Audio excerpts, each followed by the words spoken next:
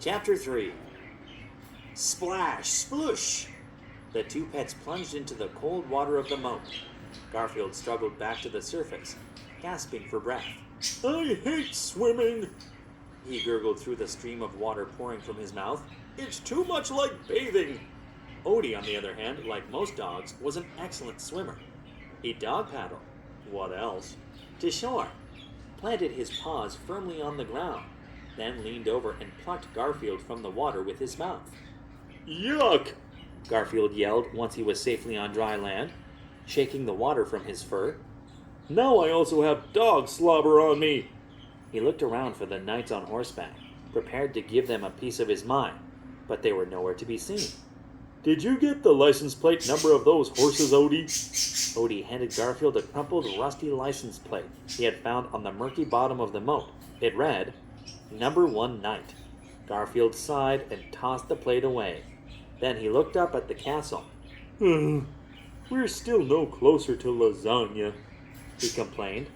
At last, help has arrived, said a squeaky voice coming from the ground next to Garfield's left leg.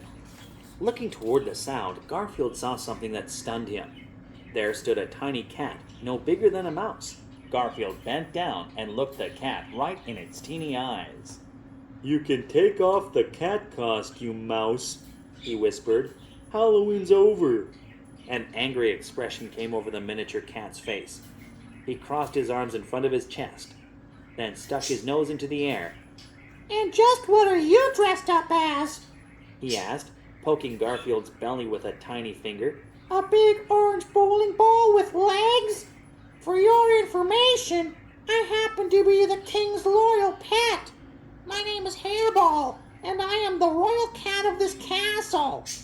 Garfield burst into laughter. Odie eyed the odd little creature curiously. And what exactly is so funny? Hairball demanded. Oh, nothing, Garfield answered. I come across 5-inch tall cats who think they belong to a king every day. Well, this has been fun, but we've got to get back to the medieval festival. The what? Hairball asked. You know, the big show with knights and puppets and princesses, Garfield replied.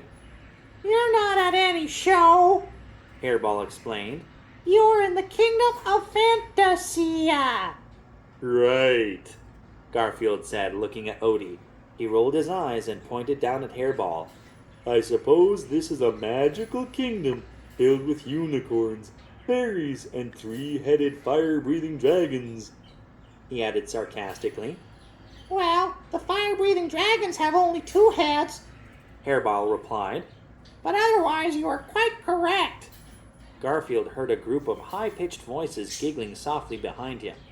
He spun around and saw 10 little fairies, each about an inch tall, flying up near his head. They looked like small shimmering butterflies with sparkling delicate wings. A blue glow surrounded each fairy. Garfield's jaw dropped open in amazement. The fairies giggled once more, then vanished from sight. Garfield next heard the sound of galloping hooves nearby. He looked toward the sound, expecting to see another annoying knight on horseback.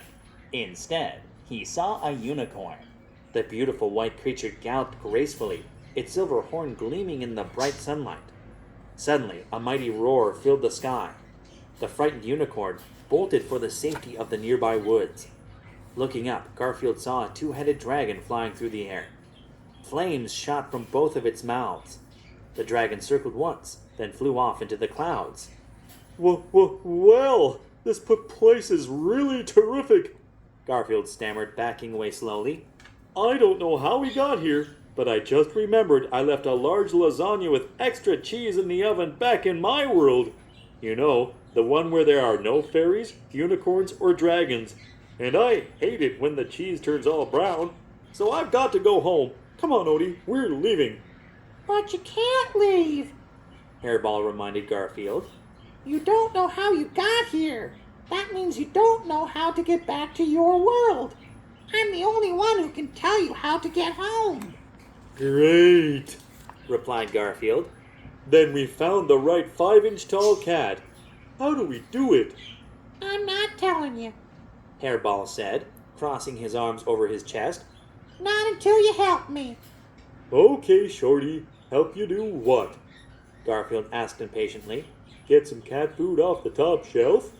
Not exactly. Hairball answered.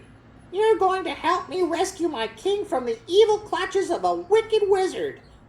Odie followed Garfield with his eyes as the fat cat fainted and crashed to the ground.